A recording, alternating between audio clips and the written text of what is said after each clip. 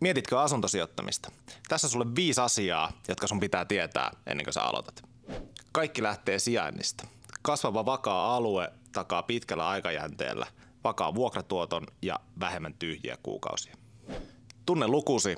Laske, mitä sun asunnot oikeasti tuottaa sulle. Esim. Uudiskohteessa vuokratuotot voi olla 4-6 pinnan väliltä, kun taas vanhoissa lähiökohteissa vuokratuotoissa sä voit päästä yli 10 pinnan. Älä ikinä osta sikaa säkissä. Tutustu aina taloyhtiön talouteen, remonttihistoriaan ja tuleviin korjauksiin ennen ostoa, koska ne kaikki vaikuttaa riskiin. Varaudu kuluihin. Vuokratuotolla sä katat valtaosan kaikista asuntoon kohdistuvista menoista, mutta aina voi tulla jotain yllätyksiä, kuten taloyhtiöremontteja tai huoneistoremontteja.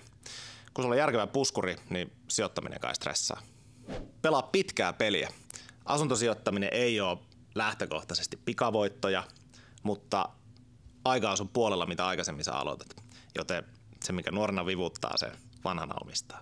Laita kommentteihin, mitä haluaisit tietää vielä lisää ja ota Flatin tiliseurantaa.